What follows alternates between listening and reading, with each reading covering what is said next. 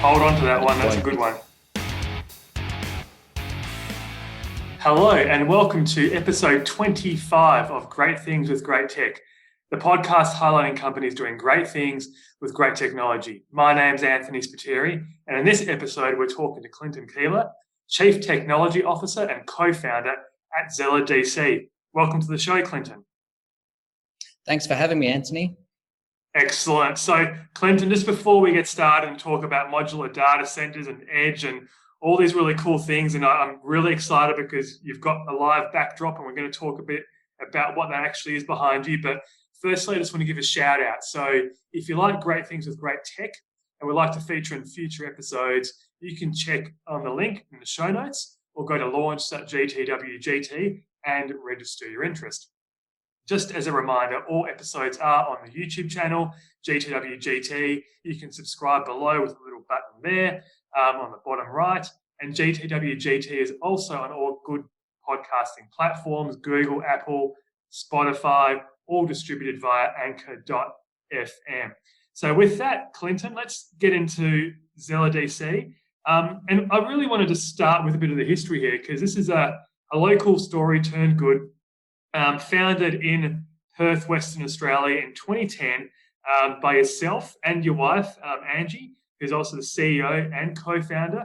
But it was founded as Zellabox. So why don't you just talk a little bit about the early days, the founding, and why you decided to start a company that was all about modular data centers? Yeah, well, it's an interesting story. I think in terms of our background, both Angie and I certainly don't come from a data center space. So the idea has always evolved being in satellite offices based here in Western Australia, where we've had the head office based in Sydney, and we've over time we've been exposed to a lot of these satellite offices with these traditional server rooms that have been plagued with downtime, overheating, and other issues, security issues, which has always affected our day-to-day running of that particular office. So, and that's where we've the idea came about, having something that is a bit more flexible, a bit more mobile, but having a bit more capability than your traditional standard server room. So that's where the idea came about. And of course, being in Western Australia, we went about developing the solution. And of course, being in mining, being exposed to a lot of, and this is during the mining boom, of course, so timing is everything sometimes. Absolutely. And so we set about developing our first solution, and we're very lucky getting our first deployments in late 2010. And that's pretty much where our journey started. And so we're exposed to a mining opportunity in remote Western Australia. And that's pretty much been the starting point of understanding the challenges of the edge, whether it's dust, noise, people. And that's kind of been a process of evolution over the 10 years, which has pretty much led to what we have here right now. Yeah, okay, cool. So just to put that in perspective for people that may not be familiar with Western Australia, where we live in Perth and whatnot, Western Australia is like a massive state in itself. It covers a great portion of, say, the west coast of the US, half of Europe as well. It's huge, right? But population is very, very, very sparse. But the great thing about the country that we're in is lots of minerals on the ground. So we've got lots of mining here. We're in the state of another mining boom actually at the moment, iron ore and whatnot.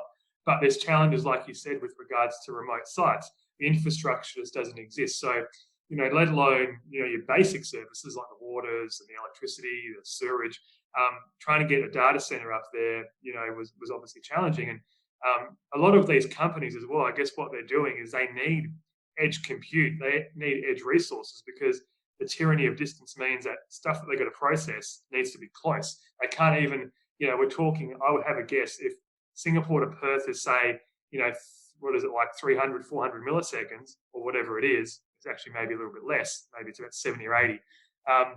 Obviously, there's going to be a slight millisecond delay from, say, the mining camps to a main data center that would traditionally be in Perth. So how did you guys think about solving that with your micro data centers, all those challenges that you've basically, seen? Yeah, so the thing is, what I suppose in terms of during the last 10 years, there's been a very much most businesses have been moving towards the cloud, and that's been the general consensus over the last 10 years. and we kind of were working against the flow, so to speak, in terms of what the mainstream was doing. So, and we went about and we still saw opportunity. And of course, today that's kind of, there's going to be a bit more of a hybrid type of environment where there's going to be a lot more processing locally. But in terms of, for us, going back in terms of where we started, and it was all about assisting companies and businesses. And we started off with mining, but it diversified to many other industries and many various countries in Latin America, Papua New Guinea, Africa. So we've been exposed to lots of different opportunities, but lots of challenging opportunities, which has helped shape the technology today. And a lot of those edge environments, whether it might be, edge, a satellite office in another city or town, or a mine site, but it's all the same problems. It's about having no specialist people on site to commission and install, but in a lot of cases, no IT people. So how do we manage that environment effectively with more automation, standardization, the ability to commission and install without having specialist contractors to come and do that for you? Bear in mind, in mining sites don't like all these additional external contractors coming in to commission and install. They like to have this ability to self-manage and self-commission, install, and manage their own infrastructure. So that's kind of where we stemmed our technology solution to give the end user the ability to support, manage, maintain, install, and also decommission and relocate if they need to. So there's no certainty when it comes to edge, because edge is kind of this organic, it kind of moves around. So, a lot of our customers have moved their Zella DCs from one town to another, from one city to another, from one country to another. So giving them the flexibility and mobility when it comes to their edge. So let's talk about what we see behind you. So what we see behind you is, to me, it looks like obviously like a rack, but there's much more to it, right? So, and you've got a number of different models. So this is like, as far as I envision, so my idea of a modular data center or a modular rack is something that's self-contained, got the smarts inside it, so power, security, but also the ability to be portable, the air conditioning as well, and then obviously enough room to put enough servers and infrastructure in there. So whether it be server storage, networking gear, all that kind of stuff. So just talk a little bit about obviously the basics of it, and then what makes it special, what makes it so modular. So this particular unit here behind me is our middle range. So this is our Zella Pro 25, which is the middle range option that we have. And we have a little Zella 12 and a Zella 38.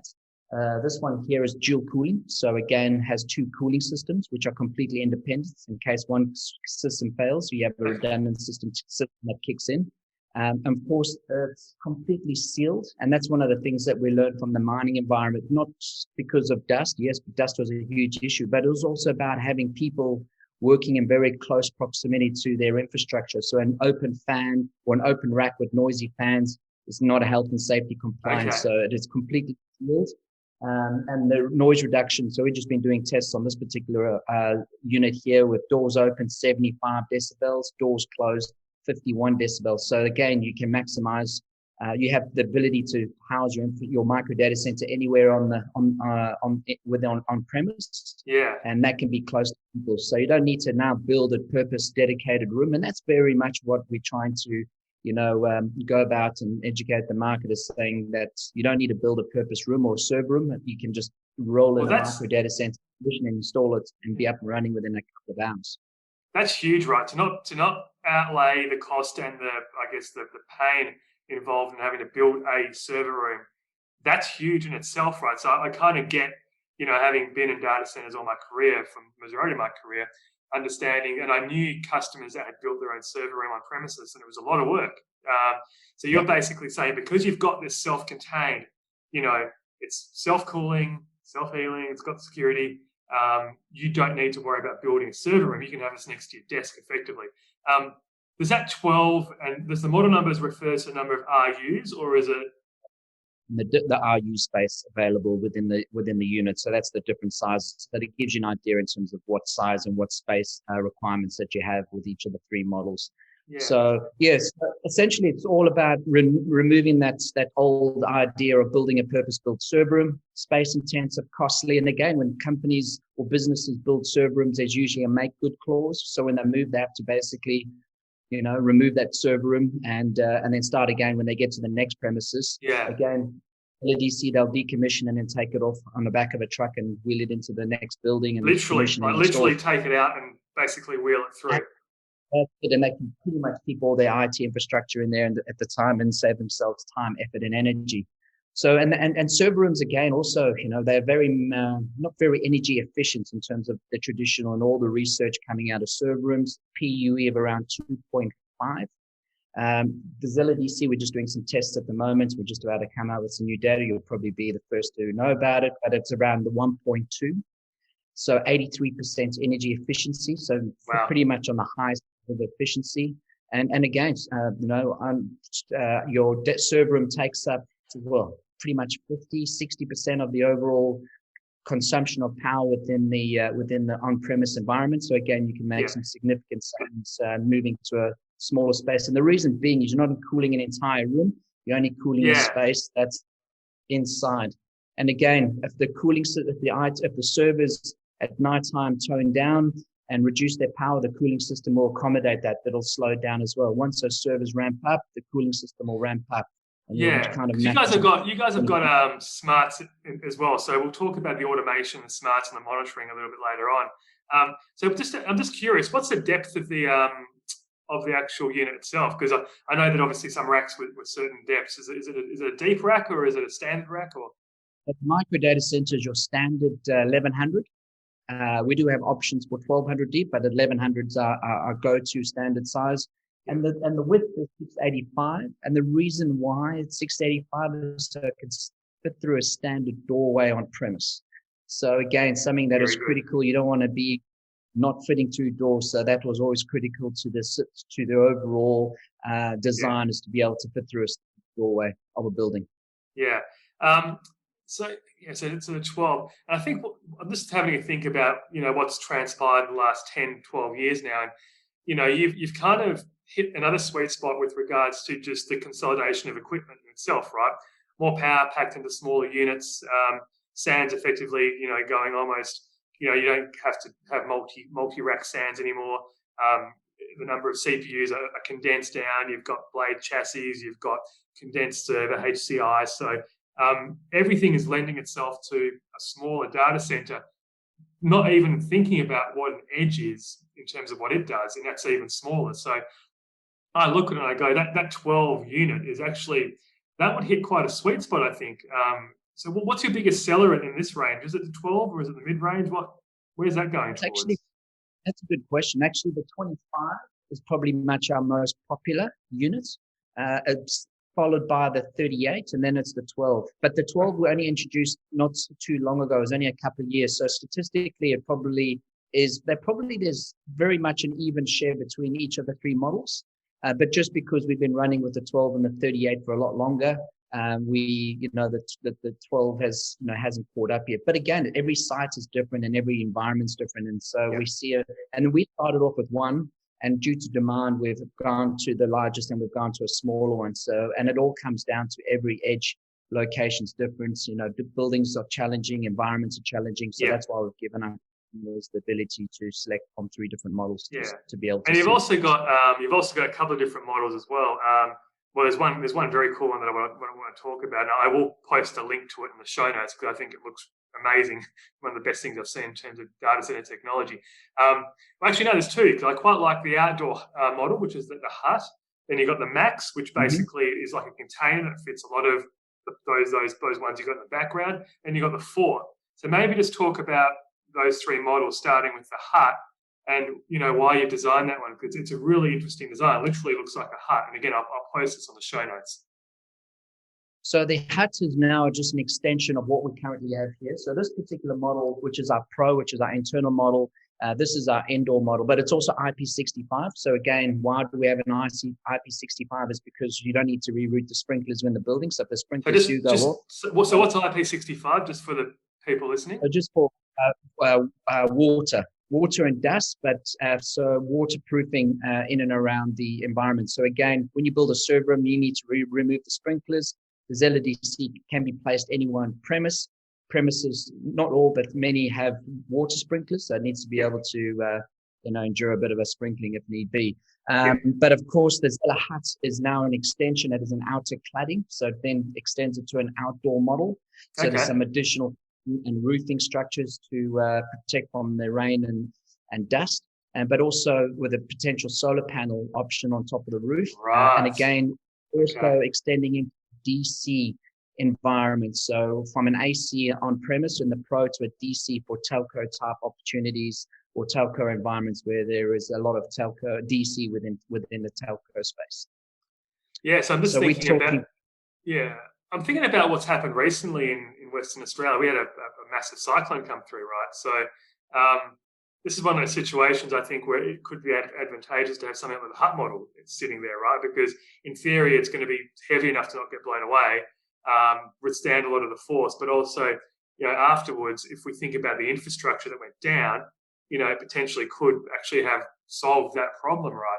I was thinking out loud based on what we've recently experienced. Yeah, absolutely. The huts is something we're starting to see where we've got a lot of overseas opportunities, which is going to be potentially highly distributed within a city-based environment. So being placed on corner blocks within a large city and being highly distributed throughout the city and all being centrally managed and controlled, and then basically providing more processing right at the corner or the street level type environment. So that's where the hut, it doesn't need to be in a building, it can be on the top of a building, it can be on a street side, it can pretty much be anywhere. And in remote telco environments, whether it's in a developing country in such as Papua New Guinea, in remote locations next to existing stations, which we currently have. So so pretty much giving the end user flexibility and mobility, whether they have 1 or 100, and all being centrally managed and controlled and automated. Yeah, and and you mentioned solar power, right? So obviously, obviously from a power perspective, what sort of ratings, what sort of draw do you guys have? What's your max rating in terms of how much power is being pumped through the PDUs?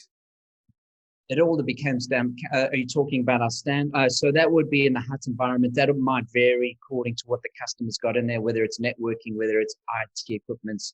So again, that will vary. And again, it's about, some of the discussions about having battery banks associated or close by with solar panels. But it's about how we also then manage and monitor those batteries from the Zella DC. So the Zella DC has the capabilities to manage and monitor what's inside with all the IT equipment, but has the capabilities to extend that monitoring to a battery or maybe 4 batteries in the solar. And what's great about that is a lot of solar environments go down because one of those batteries is losing its voltage and you don't have any way of managing or monitoring that. So it's more the case of proactive maintenance or reactive maintenance. We have to go physically check.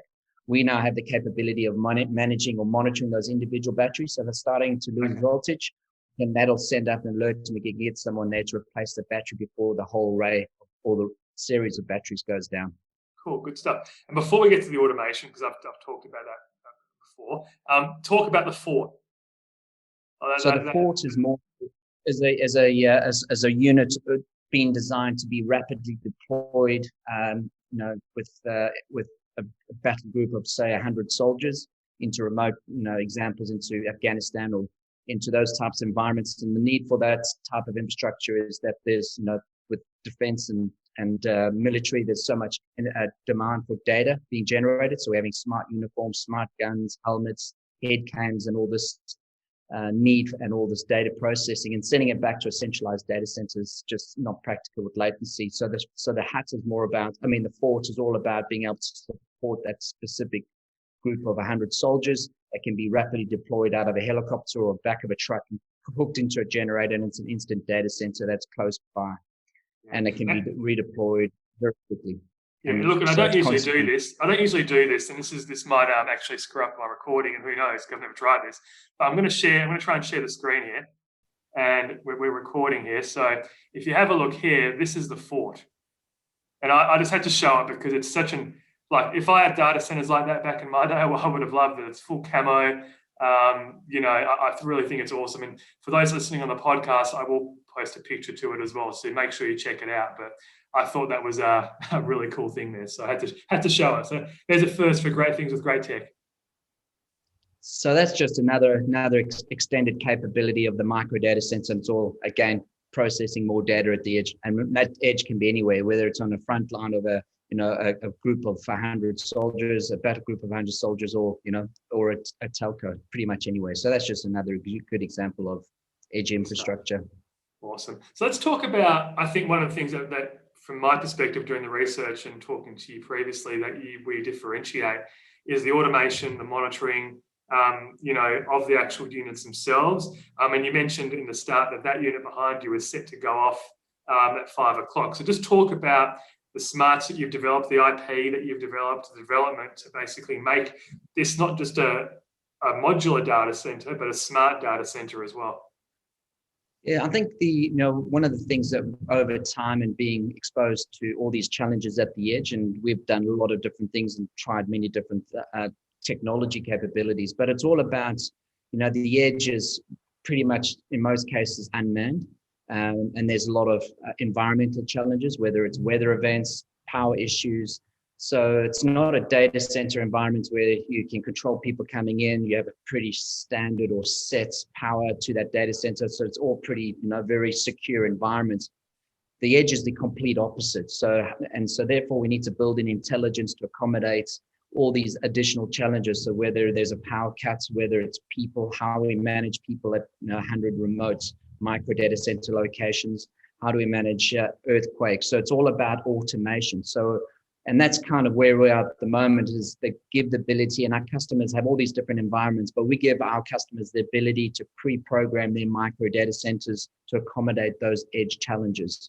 Okay. So for an example, we might have a customer in a remote site that there's a backup generator.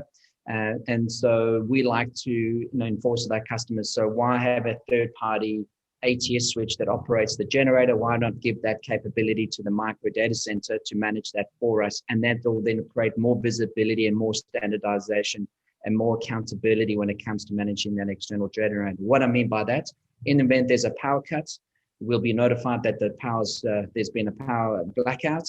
And then we then want to know if the generator has started. So the Zella DC will start the backup generator, which is great. But how do we know the generator started? We have a vibration sensor on the backup generator. So that confirms again that the generator has started.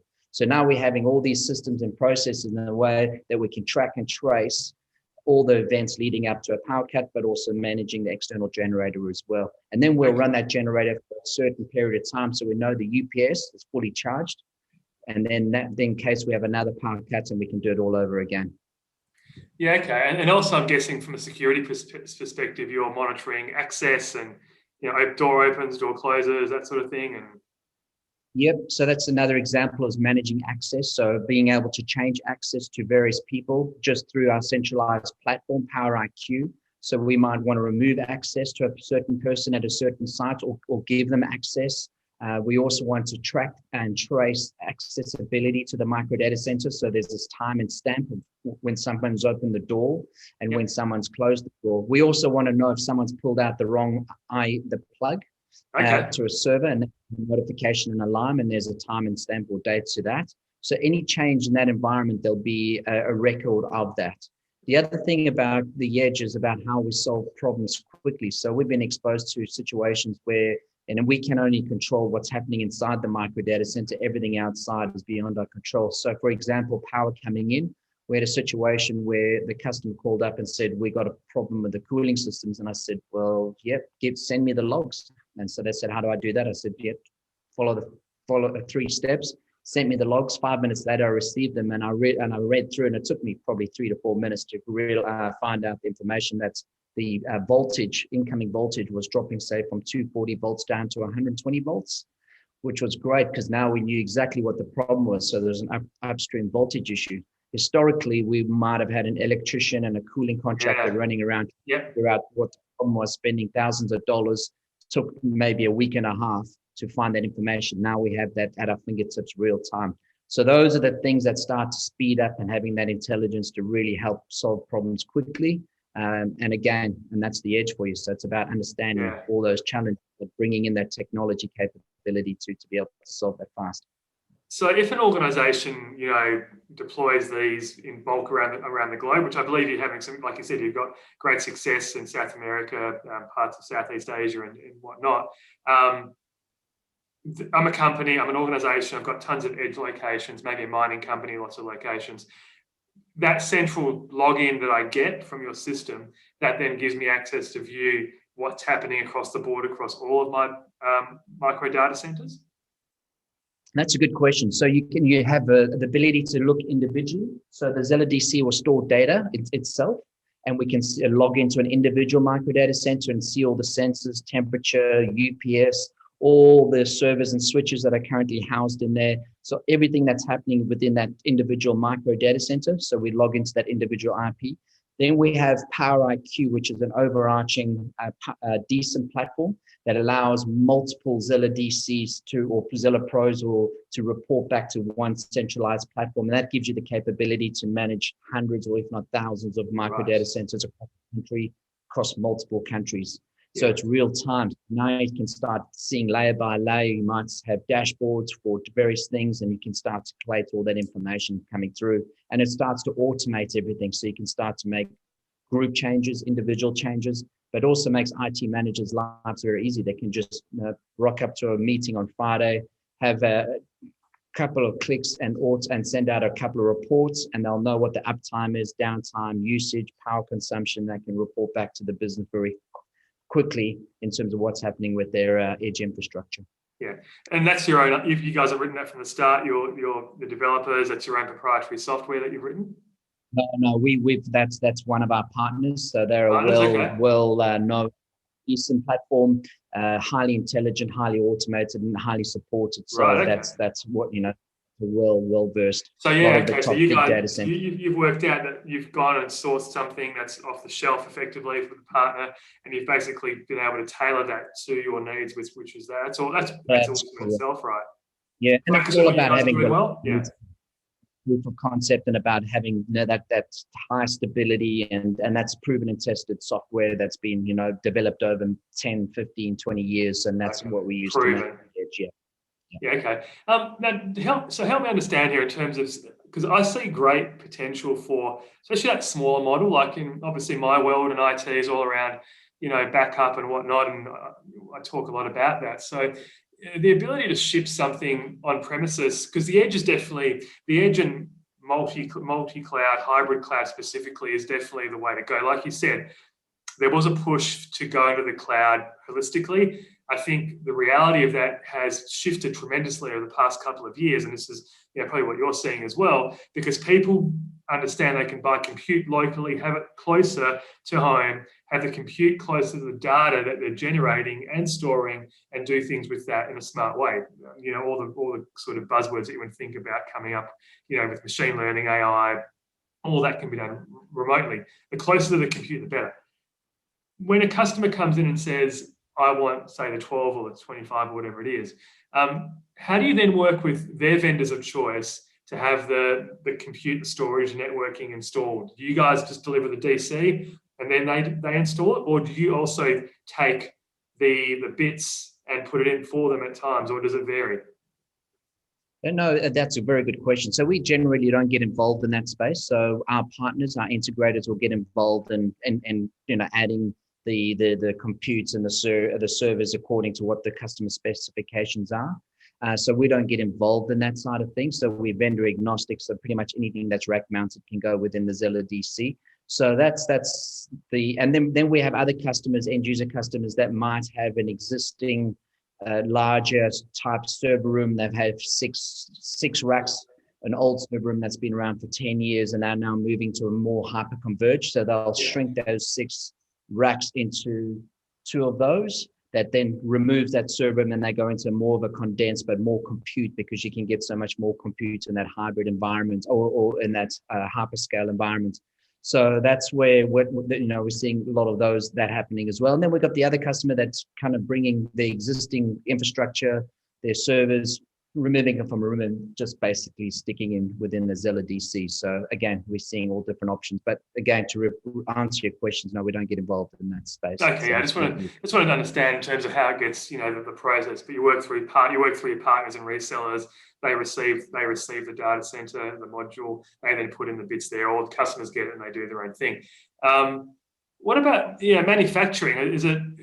Are they manufactured locally, or Are they off-site and Yep. come in? And how do you guys do that?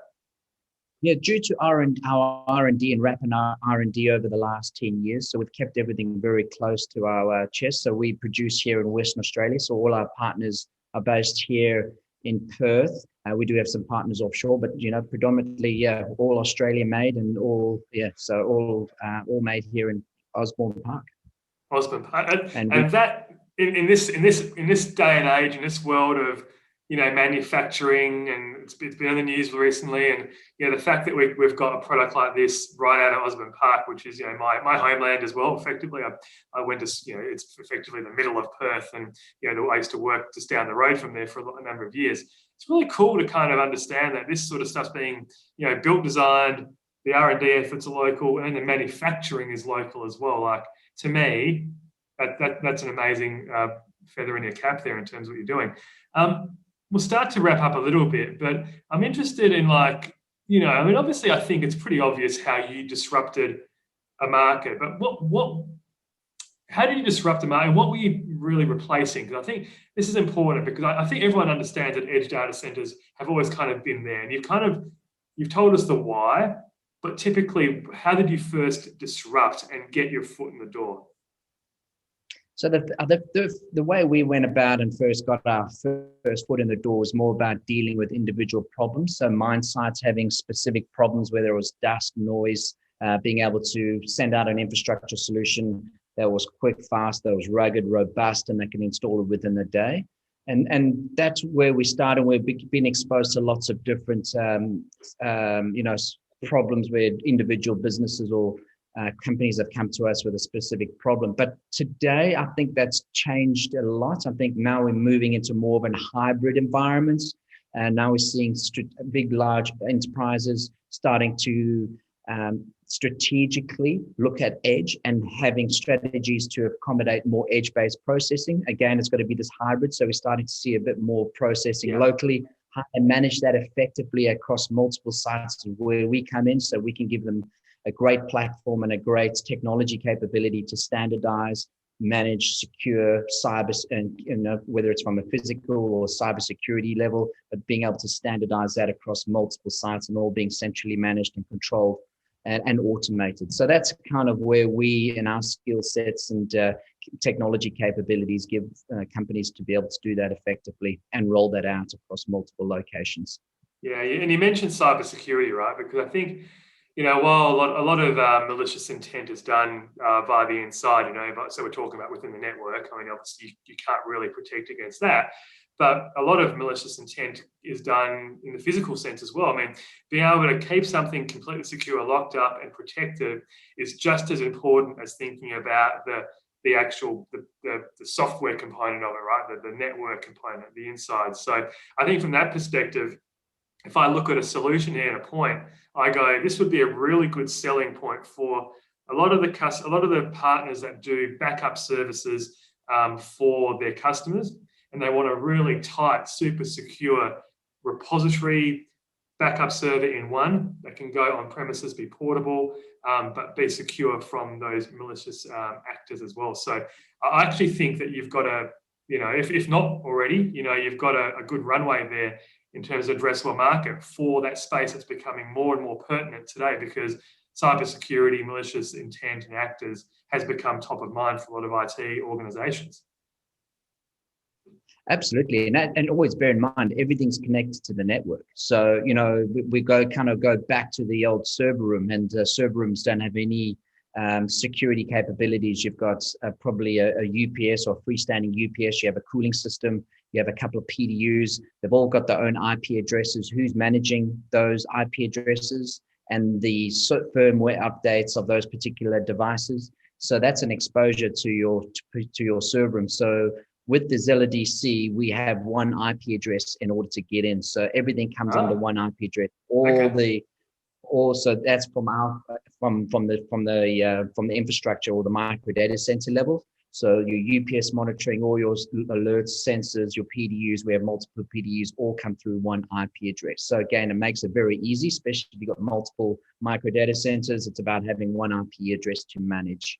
And also having those firmware updates. And one of the things we always tell our customers if they're looking at doing different things is when if they're building a server room and they're bringing in all these PDUs and they've all got, they're all network connected, but how and when and who's managing those firmware updates to those individual devices? A lot of them are like 6 years old, and those are mainstream PDUs that you get on the market these days. So those are the questions that I keep asking our customers to make sure that the technology they look is always being updated. Those firmware updates are there now and for the future. And one of the other things is about future-proofed. So the Zella DC is constantly never left behind. So all those firmware updates are happening every couple of weeks, so those new capabilities and new software updates keep you, in terms of the greatest technology capability right now. So whether you buy a PDU today, in 4 years or 5 years time, you're still getting those firmware updates on a regular basis. Awesome. No, I love the premise. I love what you've done.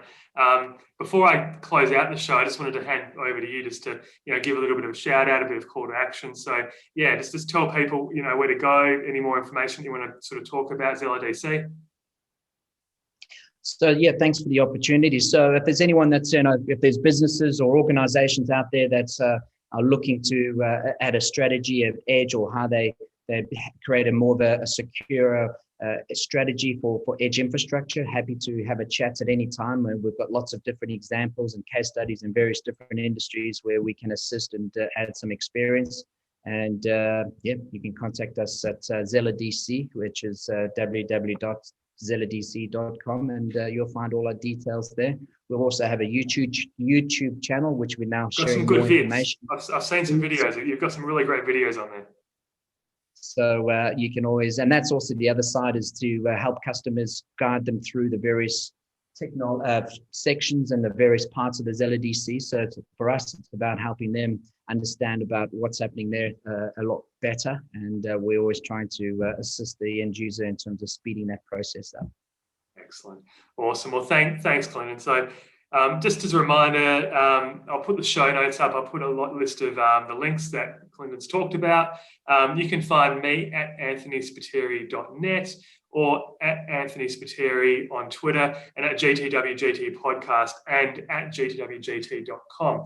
And just a final reminder, if you aren't subscribed or are new to the show and like what you hear, please subscribe again to the YouTube channel or listen to your podcast client and click on the follow tab there.